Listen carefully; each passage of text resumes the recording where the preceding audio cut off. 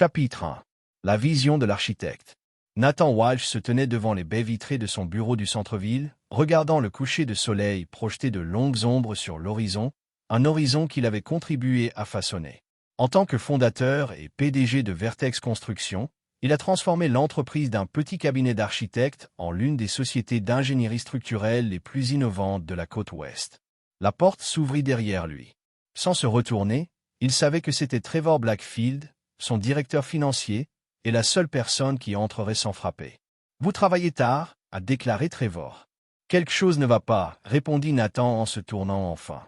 À 45 ans, Nathan a conservé le physique discipliné de ses anciennes années militaires. Ses yeux gris acier ne manquaient de rien, un trait qui lui avait bien servi, tant au combat qu'en affaires. Trevor fronça les sourcils. Le projet Montgomery. Non, Melissa. L'expression de Trevor changea immédiatement. Tout le monde chez Vertex savait que Nathan et Melissa Walsh avaient bâti l'entreprise ensemble à partir de rien. Leur partenariat, tant personnel que professionnel, a été le fondement de leur réussite. Ou ça l'avait été. Elle s'est montrée distante, continua Nathan, prenant des appels en privé, partant tôt, rentrant tard. Tu penses qu'elle l'est? Je ne pense encore rien, le coupa Nathan. J'ai observé, puis j'agis toujours. Plus tard dans la nuit, Nathan entra dans sa maison vide. Les lumières étaient éteintes. Pas de dîner en attente. Il vérifia son téléphone. Aucun message de Melissa. C'était la 3e fois cette semaine. Il se versa 2 doigts de bourbon et ouvrit son ordinateur portable. Le visage de sa sœur Vanessa est apparu à l'écran. « L'avez-vous installé » il a demandé sans préambule. Vanessa hocha la tête. Son expérience en cybersécurité la rendait inestimable. Le système est actif. Si quelqu'un accède au fichier du serveur que vous avez signalé, vous le saurez. Et l'autre chose, le traceur GPS est en direct sur sa voiture. Mais Nathan, tu es sûr de ça? Si vous vous trompez, si je me trompe, personne n'a besoin de le savoir. Sa voix était plate, mais je ne me trompe pas. Le lendemain matin, Nathan arriva tôt au bureau. Il fit un signe de tête à la sécurité, prit l'ascenseur exécutif jusqu'au dernier étage et remarqua que la porte du bureau de Melissa était fermée.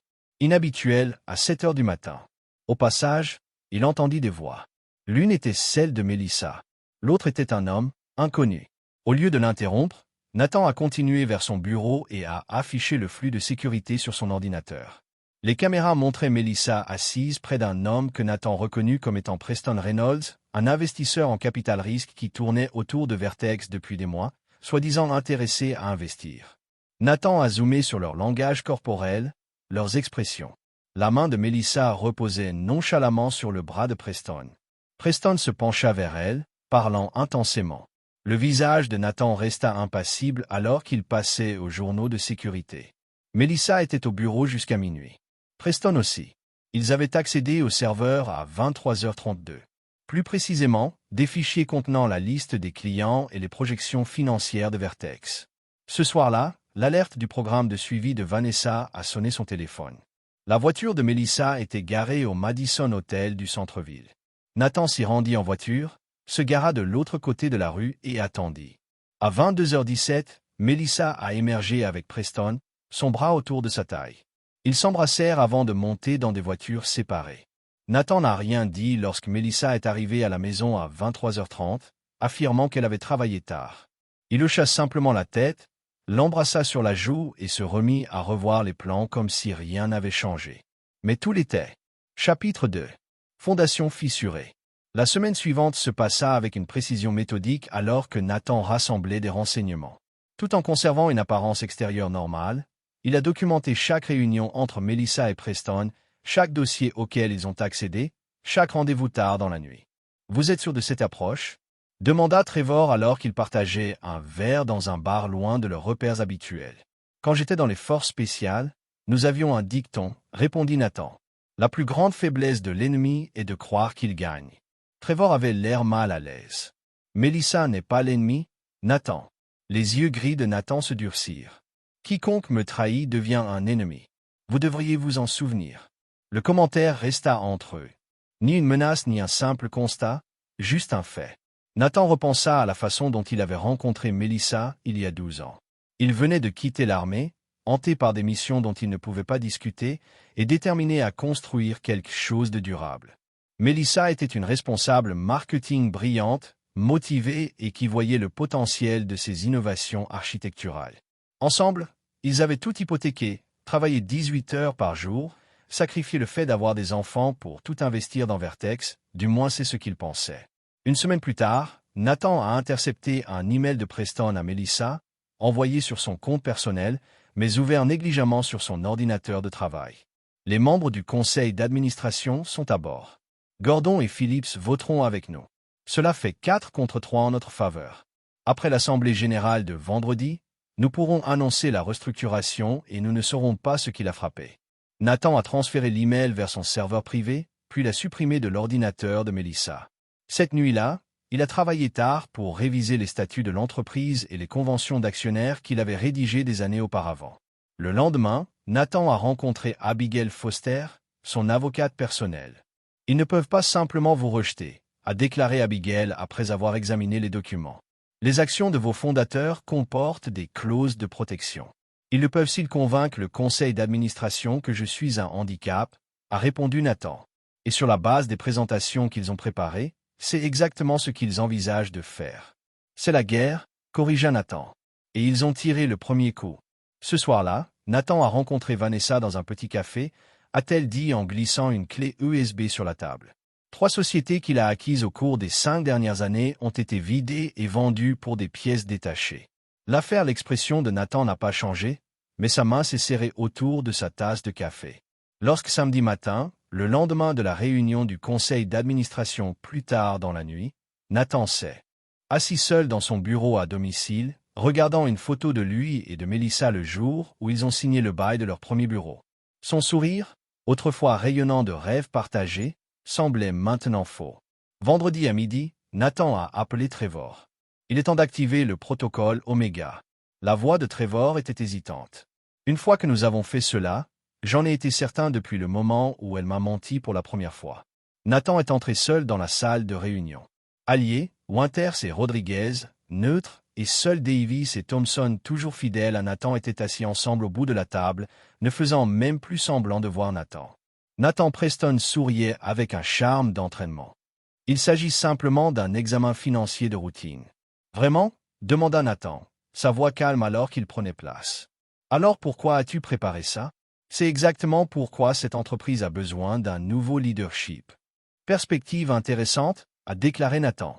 Avant de voter, j'aimerais distribuer certains documents de ma part. Il a remis à chaque membre du conseil d'administration un dossier. Au fur et à mesure qu'il lisait, les expressions sont passées de la confusion au choc. Est-ce vrai, Melissa ? Avant de pouvoir répondre, Nathan poursuivit. Mais plus important encore, la confirmation que la propriété intellectuelle qui fait la valeur de Vertex, les processus d'ingénierie brevetés que j'ai développés, n'appartiennent pas du tout à Vertex Corporation. Maintenant, Preston a levé les yeux brusquement. La société possède tous les brevets et tous les processus. Nathan sourit pour la première fois. Non, personnellement. Vertex dispose d'un accord de licence exclusif qui devient nul en cas d'OPA hostile. Vérifiez la section 12, paragraphe 4 des contrats que vous n'avez apparemment pas lu assez attentivement. La salle devint silencieuse tandis que les membres du conseil feuilletaient frénétiquement les documents. Cette réunion est levée, dit Nathan en se levant. Je vous suggère à tous d'examiner attentivement ces documents avant que nous nous réunissions à nouveau lundi. Alors qu'il sortait, son téléphone sonna avec un SMS d'Abigail. Injonction accordée. Leurs comptes sont gelés dans l'attente d'une enquête. À 3 heures du matin, le téléphone de Nathan sonna. La voix de Melissa était criarde de panique et de rage. C'est fait. L'esprit de l'entreprise. La sécurité vous escortera dans la matinée. Nathan consulta sa montre. Exactement dans les délais. Le vote du conseil d'administration ne s'est visiblement pas déroulé comme elle l'espérait. Intéressant. Il a répondu calmement, puis a raccroché. Il a immédiatement transmis un email à son avocat. La preuve irréfutable que Melissa et Preston avaient tenté d'accéder aux actifs de l'entreprise et de les transférer vers des comptes offshore. Au lever du soleil, le téléphone de Melissa explosait. Nathan pouvait l'entendre dans la pièce voisine, sa voix montant en panique. Comment ça ? Il possède personnellement les brevets. C'est impossible. Alors, plus désespérément, quelle injonction ? Il ne peut pas faire ça. Finalement, Le son des cris de son avocat était suffisamment fort pour que Nathan puisse l'entendre même sans haut-parleur. Vous n'avez aucun droit légal de faire ça avec lui. Nathan prépara calmement un sac. Lorsque Melissa a fait irruption dans la chambre, son visage était rempli de larmes et de rage. « Qu'avez-vous fait » demanda-t-elle. Nathan ferma sa valise. « J'ai protégé ce qui m'appartient. Une chose à laquelle vous auriez dû réfléchir avant de décider de le voler. Nathan, s'il te plaît, tu ne comprends pas. Preston m'a convaincu. Enregistrez-le. » Nathan l'interrompit. « Vos affaires seront emballées et vous seront envoyées. Cette maison, comme l'entreprise, m'appartient. Vous avez 1 heure pour partir avant l'arrivée du contrôle de sécurité. » Alors qu'il sortait, Melissa l'appela. « Vous ne pouvez pas gâcher 12 ans. Nous pouvons résoudre ce problème. » Nathan s'arrêta devant la porte, sans se retourner. « Il y a 12 ans, je t'ai fait confiance avec tout ce que j'avais. Considérez cela comme le retour sur investissement. » Chapitre 4. Explosion contrôlée. Preston arpentait son appartement dans toute sa longueur. Le téléphone collé à son oreille. « Comment ça? Les avoirs sont gelés. Comment peut-il faire ça ?» Melissa était assise sur le canapé en cuir, toujours sous le choc. Il le savait. D'une manière ou d'une autre, il savait tout. « Impossible. » claqua Preston. « Nous avons été prudents. » On sonna à la porte. Preston l'a ouvert et a trouvé 2 hommes en costume. « Monsieur Reynolds. Je suis l'agent Dawson, du FBI. Ici l'agent Kasparian. Nous avons quelques questions sur certaines transactions financières que vous avez effectuées au cours des dernières 48 heures. » De l'autre côté de la ville, Nathan était assis dans le bureau d'Abigail alors qu'elle lui racontait ce qui s'était passé. Le juge a accordé l'injonction d'urgence sur la base de la preuve d'une tentative de transfert d'actifs. Tous les comptes de l'entreprise sont gelés et Melissa et Preston sont temporairement interdits d'accès aux locaux ou au système de l'entreprise et au conseil d'administration. Demanda Nathan, désemparé. 3 membres ont déjà voté à nouveau, affirmant qu'ils avaient été induits en erreur. Nathan hocha la tête. Qu'en est-il du projet Keystone? Abigail fit glisser un document sur son bureau. Comme vous l'aviez prédit, ils ont essayé d'y accéder ce matin. Le serveur factice a tout enregistré. Les eurodatages, leurs adresses IP, les fichiers qu'ils ont tenté de télécharger. Tout est ici. Et ils n'ont aucune idée que les vrais fichiers du projet se trouvent ailleurs. Aucun. Le piège a parfaitement fonctionné. Plus tard dans l'après-midi, Nathan rencontra Vanessa dans un endroit sécurisé, un entrepôt transformé en centre de commandement temporaire. Les écrans affichaient des informations en temps réel. Localisation de Melissa et Preston, leurs appels téléphoniques, transactions financières.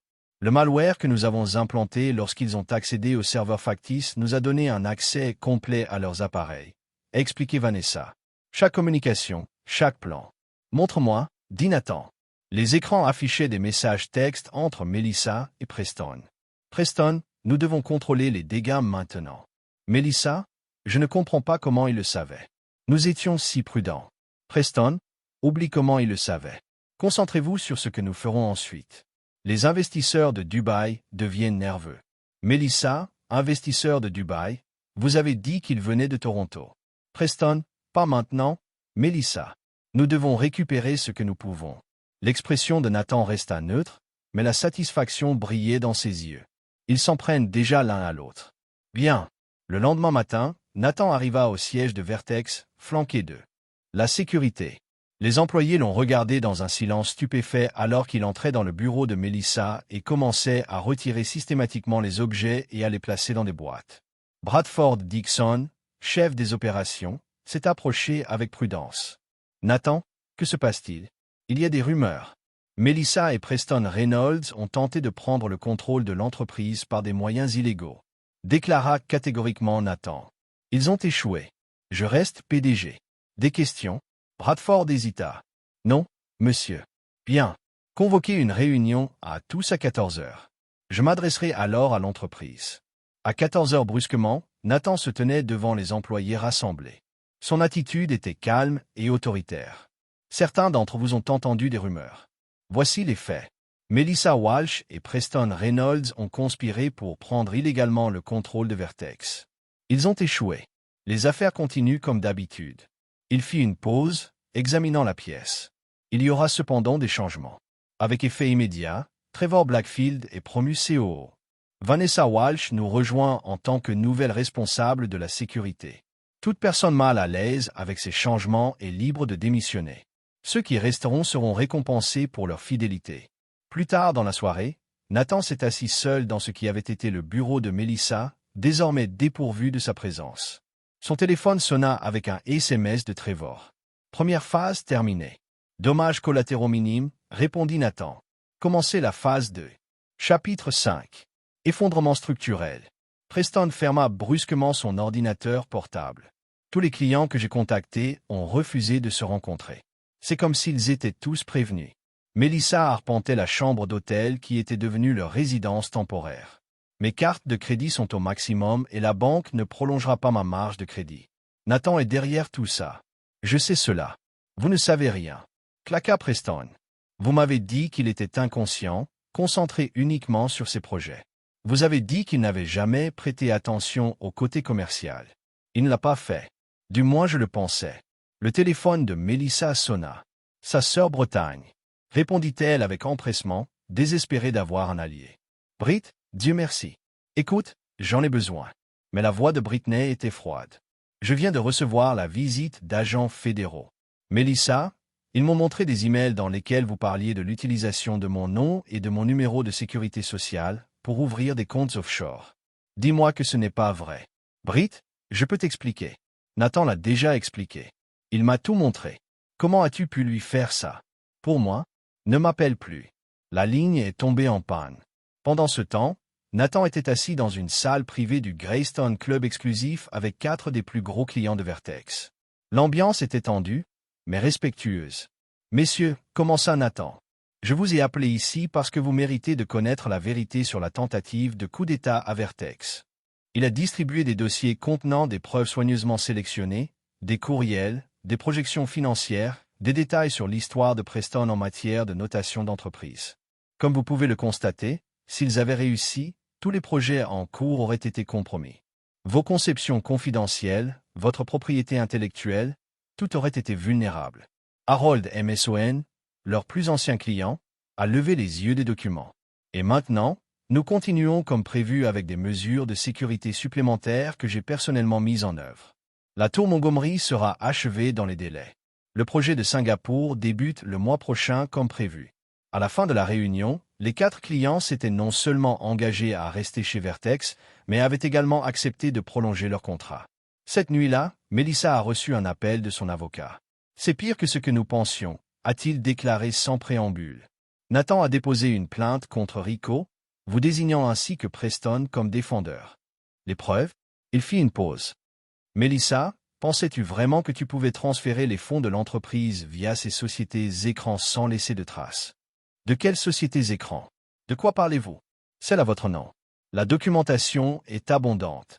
Les virements bancaires, les emails, les signatures, tous pointent vers vous et Preston siphonnant les fonds de l'entreprise pendant plus d'1 an. C'est impossible. Nous n'avons jamais dit le contraire. Et il ne s'agit pas seulement des fonds de l'entreprise, des dépôts des clients, des allocations de projets. Melissa, c'est un territoire fédéral maintenant. Après avoir raccroché, Melissa a confronté Preston. Qu'avez-vous fait? L'avocat dit qu'il y a des sociétés écrans à mon nom. Le visage de Preston est devenu vide. J'ai fait ce qui était nécessaire pour assurer notre avenir. En forgeant ma signature, en faisant de moi la personne qui tombe. C'est une pratique courante et des acquisitions comme celle-ci. C'est une fraude. L'expression de Preston s'est durcie. C'est juste Nathan qui essaie de nous faire peur. Tu ne le connais pas. Aucune idée de ce dont il est capable. Le lendemain matin, le téléphone de Preston a sonné. C'était son plus gros investisseur dans le projet de rachat de Vertex. L'accord est annulé. Preston, nous ne pouvons pas faire ça. Ces accords supposaient des finances saines. Ils enquêtent sur toutes vos transactions des 5 dernières années. Je ne veux pas y participer. À la fin de la journée, son réseau d'investisseurs soigneusement construit s'était effondré comme un château de cartes. Ce soir-là, Preston a reçu une enveloppe non marquée. À l'intérieur se trouvait une seule feuille de papier avec un message dactylographié. Dans W chapitre 6, Buried Alive. 1 mois plus tard, Preston se tenait dans le bureau vide qui était autrefois le siège de son entreprise. Tout ce qui avait de la valeur avait été repris. Les meubles, les œuvres d'art et même les téléphones. Brûleur, maintenant son téléphone habituel a été saisi par les enquêteurs. Reynolds, Monsieur Reynolds, ici le détective Perkins chargé des crimes financiers.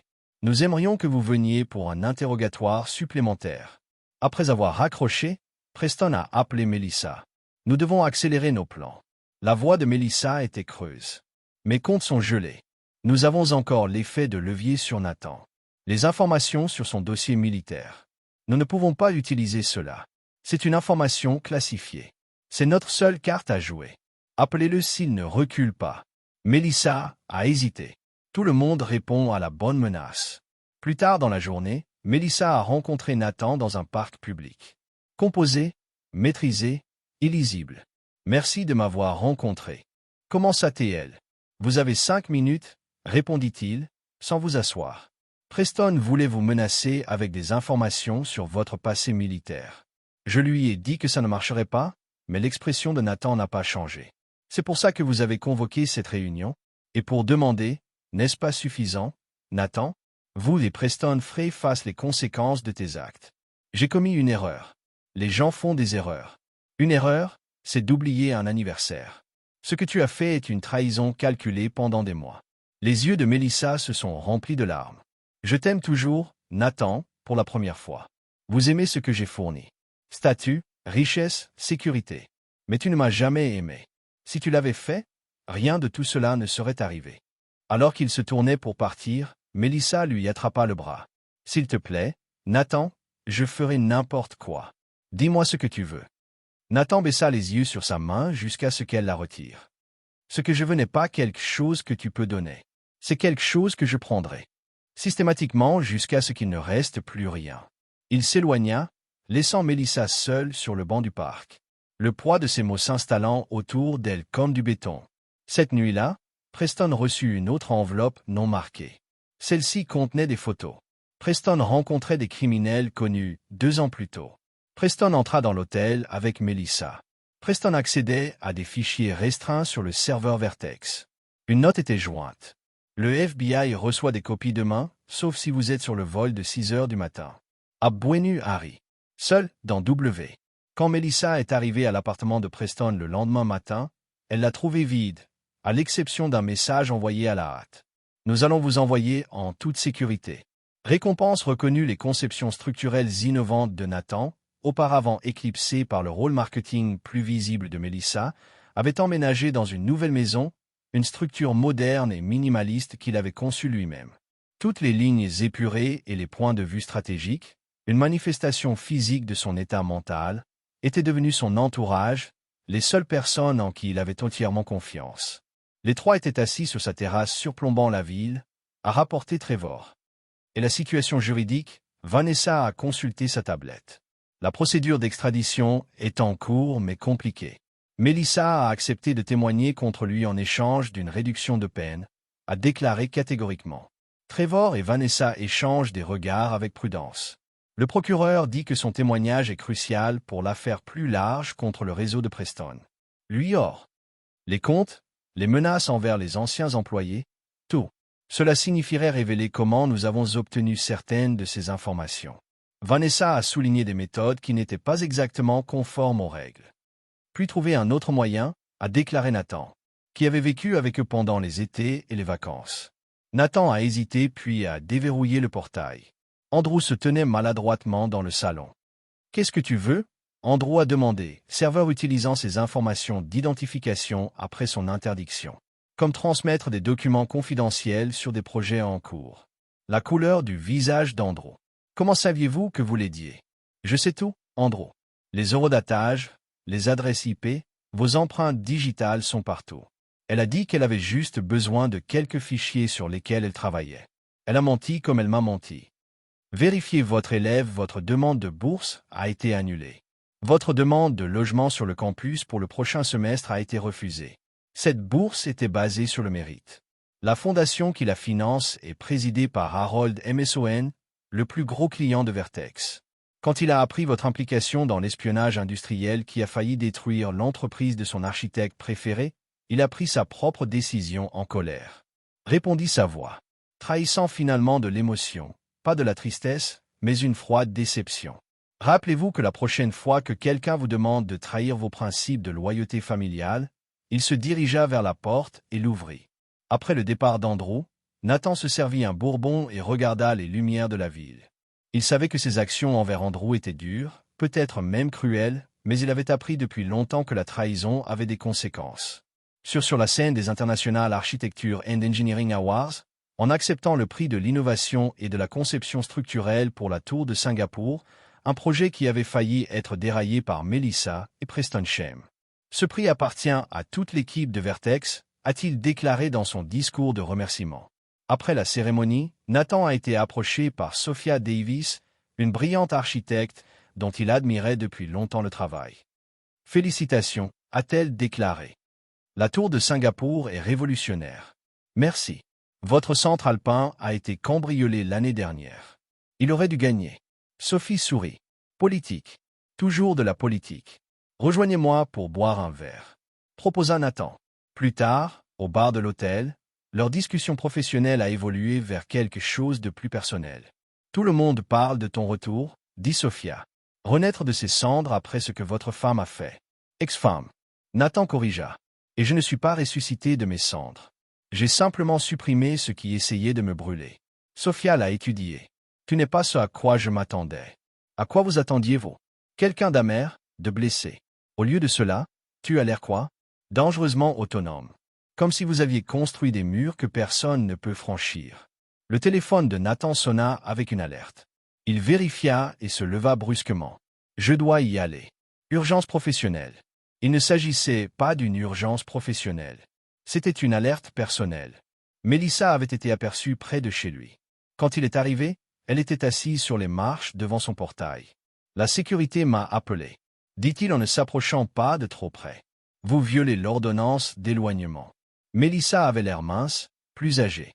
Le cadre confiant avait été remplacé par quelqu'un de hanté, de diminué. « Je quitte le pays, » dit-elle. « Expulsion volontaire dans le cadre de mon accord de plaidoyer.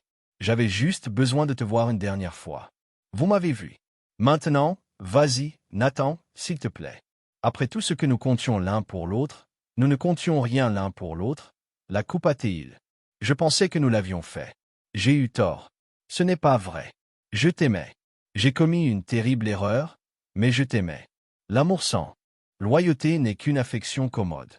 Cela ne vaut rien. » Melissa se leva, légèrement hésitante. « Est-ce vraiment ce que tu veux? Être seule?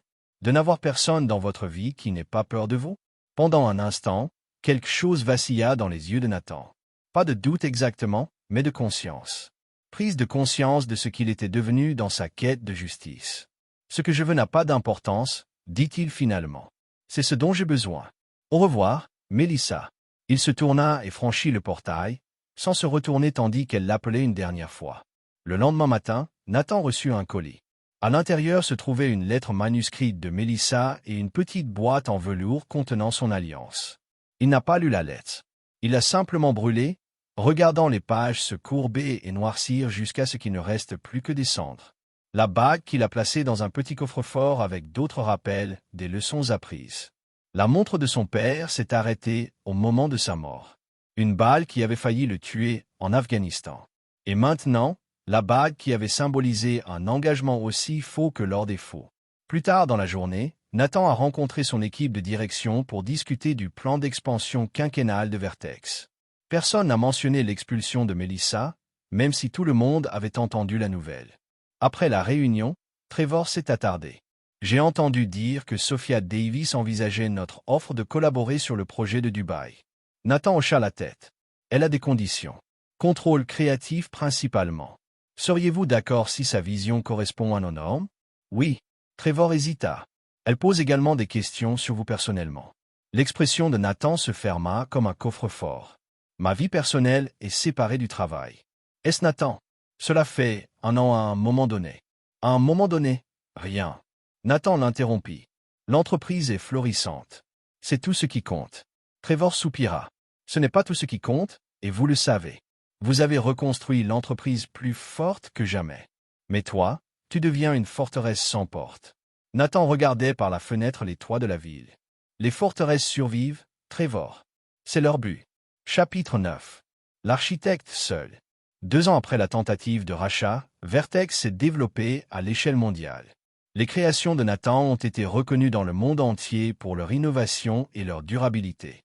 L'entreprise que Melissa et Preston avaient tenté de voler valait désormais 10 fois ce qu'elle valait auparavant. Sa valeur repose sur la vision de Nathan et sur la loyauté de ceux qui l'ont soutenu. Lors d'un rare jour de congé, Nathan était assis dans son bureau à domicile et examinait sa correspondance personnelle, principalement des invitations à prendre la parole dans des universités et à des conférences, qu'il refusait systématiquement. Une alerte d'actualité a clignoté sur son écran. L'ancien directeur financier Preston Reynolds retrouvé mort à Buenos Aires. L'article détaillait comment Preston, confronté à l'extradition et à la ruine financière, s'était apparemment suicidé plutôt que d'être traduit en justice. Nathan a fermé l'alerte sans réaction. La mort de Preston ne signifiait rien pour lui, ni satisfaction, ni clôture. C'était simplement le dernier chapitre d'une histoire qui s'était terminée pour Nathan au moment où il avait découvert la trahison. Son téléphone sonna. Abigail Foster, son avocate. « Je suppose que vous avez vu les nouvelles concernant Reynolds, dit-elle. « Oui, il y a quelque chose que tu devrais savoir. Il a laissé un message enregistré. Il vous mentionne spécifiquement. » L'intérêt de Nathan s'est légèrement accru. Qu'est-ce que ça disait? Que vous l'avez détruit délibérément, méthodiquement. Que tout, l'enquête de la SEC, le retrait des investisseurs, même ses partenaires qui se sont retournés contre lui, a été orchestré par vous depuis le début. Existe-t-il des preuves à l'appui de ces affirmations? Aucun. C'est la diatribe désespérée d'un homme brisé. Mais Abigail hésita. Nathan, il a également affirmé que vous aviez accédé à des renseignements militaires classifiés pour faire chanter d'anciens associés. C'est une allégation sérieuse. Impossible, je sais, mais ces choses peuvent prendre leur propre vie. La presse ne trouvera rien car il n'y a rien à trouver. Preston s'est détruit par ses propres actions. Je m'assurais simplement qu'il ne pouvait pas emporter les autres avec lui. Après avoir raccroché, Nathan a traversé sa maison vide jusqu'à la terrasse surplombant la ville. L'horizon était parsemé de bâtiments qu'il avait conçus. Monument à sa vision qui resterait longtemps après son départ. Son téléphone sonna à nouveau. Sophia Davis. « J'ai entendu parler de Reynolds », a-t-elle dit quand il a répondu. « Est-ce que ça va ?» Nathan a été surpris par la question. « Pourquoi ne le serais-je pas? Parce que peu importe ce qu'il a fait, un homme est mort. Parce qu'il ramène tout le chapitre laid. Parce que vous êtes humain, Nathan, malgré la difficulté que vous essayez d'être autrement. » Sa franchise était à la fois irritante et rafraîchissante. « Je vais bien. Ça ne change rien, n'est-ce pas? L'homme qui a aidé à détruire votre mariage, qui a tenté de voler votre entreprise, il est parti. Cela ne vous donne pas une idée de je ne sais pas, de fermeture? La fermeture est un mythe qui embrasse pour se sentir mieux dans la douleur non résolue, a répondu Nathan. Je n'en ai pas besoin. Sophia était silencieuse pendant un moment. Vous savez, la plupart des gens trouveraient cette perspective insupportablement sombre. Je ne suis pas la plupart des gens. Non, elle a accepté. Vous n'êtes pas. C'est pourquoi le projet de Dubaï a besoin de vous. C'est pourquoi j'ai besoin de toi. Le mot a besoin de peser entre eux, superposé de signification au-delà du professionnel. Je vais passer en revue vos conceptions révisées demain, a déclaré Nathan, déviant. Pas assez bien. Je viens. Nous devons finaliser les éléments structurels avant la réunion du client. Avant qu'il ne puisse s'opposer, elle s'était raccrochée. 2 heures plus tard, Sophia répandait des plans à travers la table à manger de Nathan. Son enthousiasme pour le projet perce le projet à travers sa distance soigneusement entretenue. Le système de levier de Cantal que vous avez proposé est brillant. Elle a admis. J'ai intégré un ici et ici, créant l'effet flottant tout en maintenant l'intégrité structurelle. Au fur et à mesure qu'il fonctionnait, les barrières professionnelles entre eux ont progressivement abaissé. Sophia était son égale intellectuellement, contestant ses idées même qu'elle s'appuyait sur eux. « Vous avez besoin de gens, Nathan », a-t-elle dit brusquement alors qu'il prenait une pause. Pas seulement les employés ou les associés, les personnes réelles qui vous connaissent. Le vrai. Toi. Le vrai moi n'est pas particulièrement sympathique, a-t-il répondu. Je ne suis pas d'accord. Sous tout ce génie tactique et cette efficacité impitoyable se trouve quelqu'un qui se soucie profondément. Trop profondément peut-être. C'est pourquoi vous construisez des murs aussi hauts. Nathan se sentait inconfortablement exposé. Tu ne me connais pas, Sophia. J'en sais assez. Je sais que tu es seule. Je sais que vous vous êtes convaincu que c'est le prix du succès. Et je sais que vous vous trompez. Son audace l'a mis à la fois remis en question et intrigué. Personne ne lui a parlé de cette façon. pas même Trevor ou Vanessa, qui avaient appris à respecter ses limites. Avant qu'il ne puisse répondre, son système de sécurité l'a alerté d'un autre visiteur. La caméra montra à Andrew debout à sa porte. « J'ai besoin de m'occuper de cela », a déclaré Nathan, son expression se terminant à nouveau. Andrew avait pris du poids, perdu les cheveux, vieilli au-delà de ses années. Ses yeux tenaient le regard désespéré de quelqu'un avec rien à perdre. « Que veux-tu » demanda Nathan à travers l'interphone. 5 minutes. Seulement 5 minutes. Contre son meilleur jugement, Nathan l'a laissé entrer.